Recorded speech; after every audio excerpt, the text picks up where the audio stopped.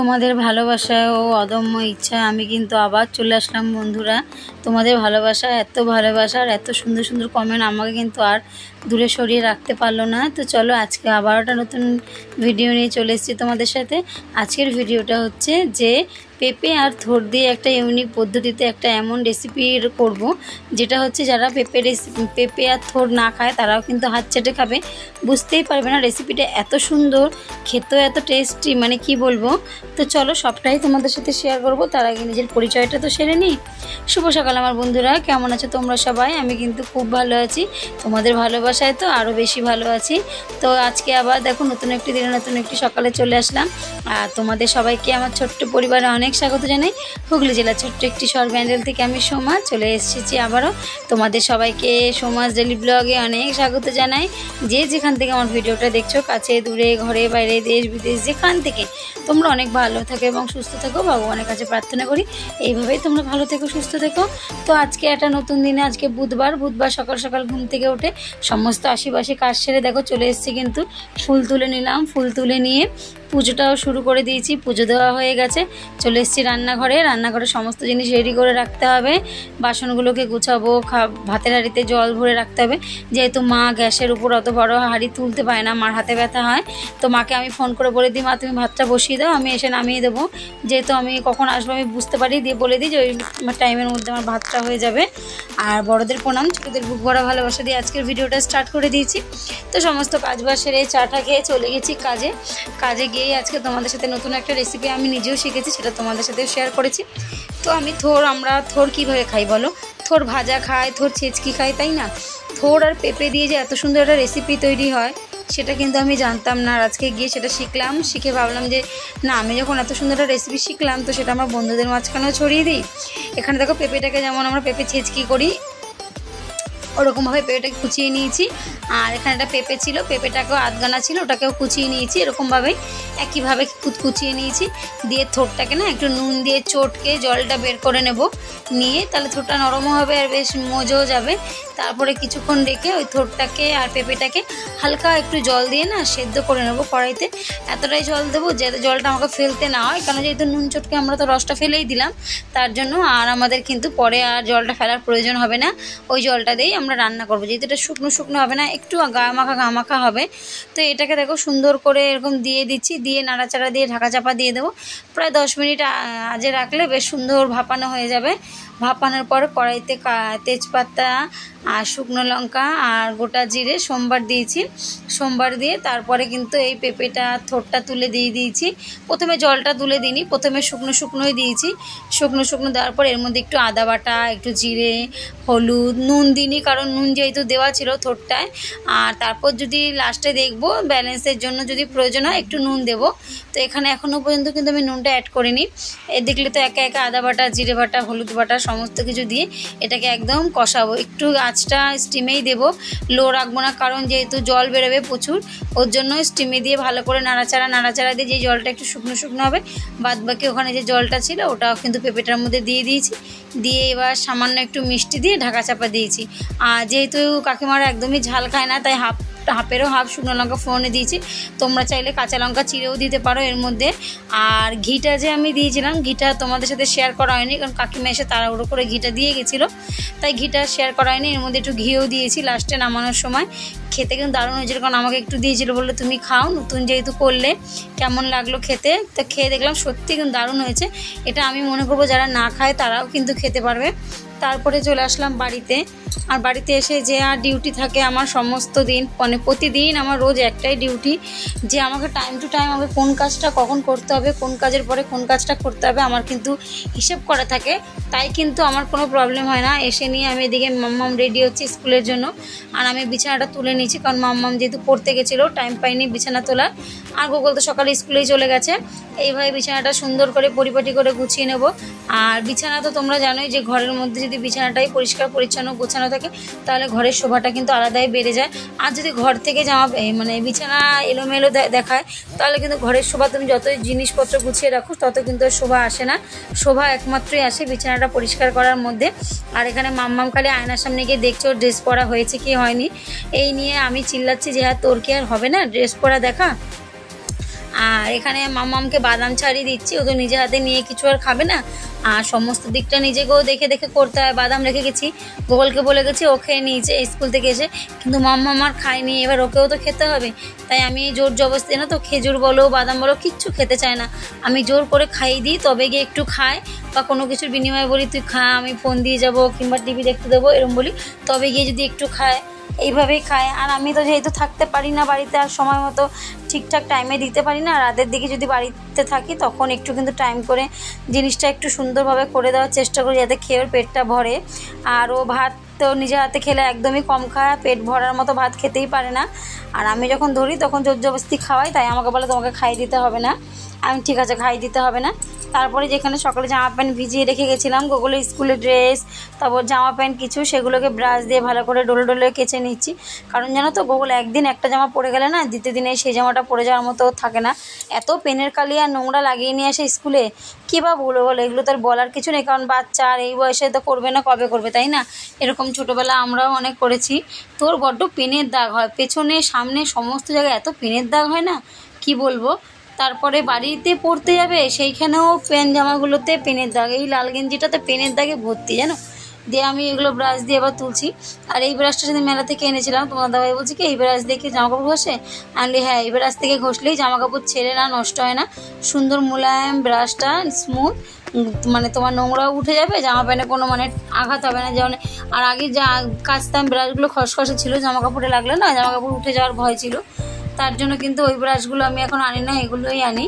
তারপরে যেগুলো কেচে ধুয়ে মেলে দেওয়া সমস্তটাই তো করতে হয় বলো, একার হাতে যখন সংসার তখন তো, তাও তো দেখো রান্নাটা মা একটু করে বলে আমি বাঁচোয়া, রান্নাটা আমি একটা তরকারি কোনোদিন করলে করে যাই, কিংবা কোনোদিন তো করতেই পারি না, মাই সমস্তটা করে। তো কী করব, সকাল দিকে উঠে না সমস্তটা সারতে সারতে রান্নার আর টাইমটা থাকে না, যেহেতু 7:10 মধ্যে বেরোতে হয়, তোমার দাদাভাই 7টায় কাজে যায়, আমাকেও দিয়ে আসে, যেহেতু মাম্মাম এখন পড়তে যায়, সাইকেল মাম্মামের লাগে, আর যদি মাম্মাম পড়তে না যেত তাহলে সাইকেলটা আমি নিয়ে 7টায় বেরোলে হয়ে যেত। এবার যেহেতু তোমার দাদাভাই আমাকে দিয়ে আসে, এবার ও আমাকে দিয়ে এসে নিজেও তো ডিউটিতে ঢুকবে, তার জন্য তাড়াতাড়ি বেরোতে হয়। আর 5টায় উঠে 7টার মধ্যে মানে নাকানি চোবানি খেতে হয়, সমস্ত দিক একা হাতে সামলানোও তো মুখের কথা না, বলো না। তা তো চেষ্টা করি নিজের মতো করে সুন্দর করে সমস্তটা গুছিয়ে সুন্দরভাবে পরিপাটি করে রাখার। এগুলো বাসনগুলো ধুয়ে নিলাম, এখানে ঠাকুরের দুটো কাপড় ছিল সেগুলোও ধুয়ে দিলাম। মানে দেখে দেখে কাজ করতে হবে, কাজ দেখে দেখে না করলে কিন্তু হবে না, কাজের মতো কাজ পড়ে থাকবে, আর কাজ কিন্তু বলবে না যে তুই আমার কাছে, আমাকেই কিন্তু কাজের কাছে যেতে হবে, বারবার একটা কথাই আমি বলি। আর আমি তাই মনে করি কাজের কাছে কিন্তু আমাদেরকে যেতে হবে, কাজ কিন্তু আমাদের কাছে আসবে না। তারপরে যে কাপড় দুটো মেলেও দিলাম, দিয়ে বাবা একটু দোকানের দিকে যাচ্ছে, আর আমরা একটু চা মুড়ি এইসব খেয়ে নিয়েছি সকালবেলা দিকে। আর এই জামা কাপড়গুলো মেলে দিচ্ছি, যেহেতু মারে বললাম মা বাইরে তো মেঘ মেঘ করেছে, মেলে দিয়ে গেলাম, যদি জলটা ঝরে তুমি তুলে রেখো। তো মা আবার ওগুলোকে তুলে রেখেছিল, কেন বড্ড বৃষ্টি হচ্ছিল, আমি তাই মা বললো ওগুলো তুলে রেখেছি, পরে তুই মেলে দিবি। মানে আমি আসার পরে তখন বলছে আমি ঠিক আছে, এত বৃষ্টি হয়েছে না কি বলবো। তো যেটুকুনি টাইম রোদ দিয়েছিল জলটা ঝরে গেছিলো, আমি ঘরে মেলতে পেরেছিলাম। আর এইভাবেই তো কষ্ট করে করে বৃষ্টি বর্ষার দিনে সমস্তটা করতে হয়, এই বাইরে মেলোরে তোলোরে মেলোরে তোলোরে। আর এই যে কিছু যে বাইরে একটু শুকোতে দিয়ে যাবো সেইটাও সাহস পাই না, যে বালিশগুলো একটু দিয়ে যাবো, কারণ মা তো দৌড়ে দৌড়ে তুলতে পারবে না। আর ওই যে দেখলে মুড়ি খেলাম, মুড়ি ঠুড়ি খেয়ে কাজের দিকে গেলাম। আর এই যে কাজ থেকে এসে কিন্তু খাইনি, আগে ওই যে আমি বলি না আমি খেতে পারি না, আগে আমার না কাজগুলো সেরে ফেলতে ইচ্ছে করে, যে খেয়ে উঠে আর কোনো কাজ করতে ইচ্ছে করে না, সমস্ত কাজগুলো আগে আমি সেরে ফেলি, তারপরেই কিন্তু আমি খাওয়া দাওয়ার চেষ্টা করি। আর এখানে দেখো এই যে জামা কাপড়গুলো তো গুছিয়েই নিয়েছি, আর গাছগুলোরও একটু পরিচর্যা করে নিলাম, অনেকদিন গাছের জলগুলো পাল্টানো হয় না, পাতাগুলো ধোয়া হয় না, তাই পাতাগুলো ধুয়ে গাছের জল পাল্টে সমস্ত গাছে, তারপর ওই জায়গাটাও পরিষ্কার করে নিলাম, যেহেতু জল দিই মাটির পরে নোংরা হয়, তার জন্য ওই জায়গাটাও পরিষ্কার করে নিলাম। তো মাম্মামের বইয়ের টেবিলটাও একটু গুছিয়ে নিলাম, এইভাবে সমস্ত কাজ এক এক করে করে নিয়েছি।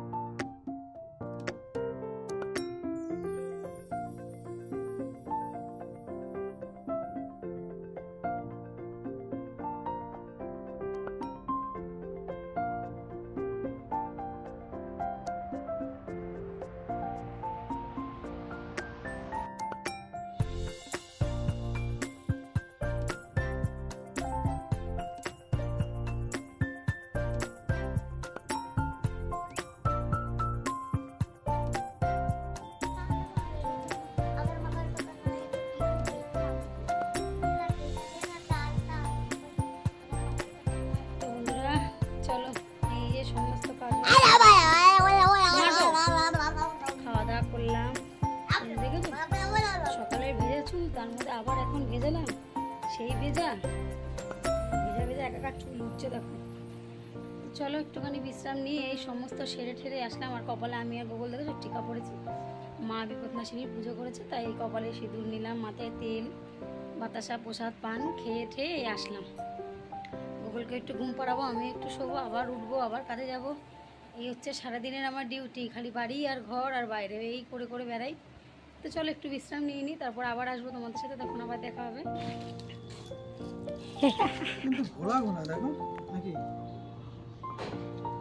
সব মশলা জল এমনি হয়, এমনই ভালো, আমিও তো এবারই খাই সব মশলা জল। তো এত চুল ওঠে না কি বলবো, এমনিতে তো চুল ছাড়তে পারি না, ভেজা চুলই থাকে। সকালে স্নান করে যায় সেই চুল ভেজা থাকে, এসে নিয়ে ভেজা চুল রাখতে হয়। আর তারপরে যাও এমনি বর্ষাকালে তো চুল একটু উঠবেই, তো সেই জন্য চুলটা কতটা উঠছিল। আর মা পুজো করেছিল, তাই আমি আর গোগল সিঁদুরের টিকা পরে নিয়েছিলাম। সিঁদুরের টিকা পরে এবার আমরা একটু শুতে যাবো বলে তখন হলে না একটু কথা বলে নি বন্ধুদের সাথে।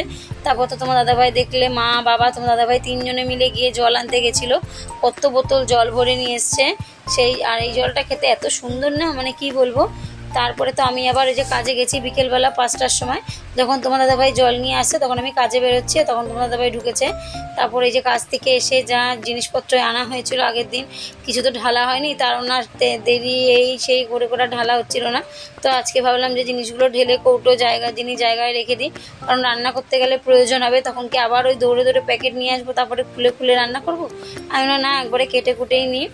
আর আজকে রাতে রান্না বলতে করব হচ্ছে তোমার আলু কুমড়ো দিয়ে তরকারি, রুটি, আর এই তালটা যে এনে জাল দিয়ে রেখেছিলাম আগের দিন, এটাকে ক্ষীর বানাবো নারকেল আর দুধ দিয়ে জাল দিয়ে একদম টানিয়ে ক্ষীর বানিয়ে দিয়েছি, চিনি একটু নুন দিয়ে, এত সুন্দর লাগছিল খেতে। তো আগের দিন তো বড়া খেয়েছি, আজকে ভাবলাম বাবা বললো তাহলে চলো তালের ক্ষীর খাওয়া যাক। তারপর নারকেল দিয়ে তালের ক্ষীর করলাম। আর নারকেলটা কাকিমা, ডাক্তার বাড়ি কাকিমা দিয়েছিল, অর্ধেকটা নারকেল কুড়িয়েছিলাম, ওখান থেকে আমাকে কিছুটা দিয়েছিল, বললো তুমি নিয়ে যাও কল্যাণী। আমাকে জিজ্ঞাসা করছিল যে তাল জাল দিয়েছো, কাকিমা নারকেলের জন্য জাল দিতে পারিনি। তখন আবার কাকিমা নারকেলটা দিল, ওটা দিয়েই জাল দিলাম। জাল ঠাল দিয়ে গোগল তো খুব ভালো খায়, গোগল মাম্মাম তোমার দাদা সবাই রুটি দিয়ে খেয়েছি আমরা, এত ভালো লাগে। আর তালটা সন্ধ্যেবেলা জাল দিয়ে রেখেছিলাম, আর এখানে চা করে নিয়েছি, সবাই মিলে চাটা খেয়ে রাতে একবারে রুটি তরকারি করে খাওয়া দাওয়া করে একদম সমস্ত কাজ বাজ রান্নাঘর পরিষ্কার করে শুতে যাব। আর গোগল আজকে আমাকে রুটি করে দিয়েছে, গোগল রুটি করতে করতে আমাকে আবার গানও শুনিয়েছে জানো তো, সেটা আবার তোমাদের সাথে শেয়ার করলাম। আমি বলি বাবা একটু গান করো তো শুনি আমি, তারপর আমাকে গান শোনালো। তো সবটাই তোমাদের সাথে শেয়ার করলাম বন্ধুরা, জানি না কেমন লাগলো, আশা করি তোমাদের ভিডিওটা একটু হলেও ভালো লাগবে। যদি ভিডিওটা ভালো লাগে অবশ্যই আমার পাশে থেকে যাবে বন্ধুরা। আর যদি ভিডিওটা বেশি ভালো লাগে তাহলে তোমাদের বন্ধু বান্ধবের মধ্যে ছড়িয়ে দিও। আর বেশি কিছু বলবো না, আজকের মধ্যে এই পর্যন্তই রাখলাম, tata, good night, love you all বন্ধুরা। নিজে ভালো থেকো, অপরকেও ভালো রেখো, আবার নতুন একটা দিনে চলে আসবো তোমাদের সঙ্গে গল্প করার জন্য। চলো আজকে এই পর্যন্তই।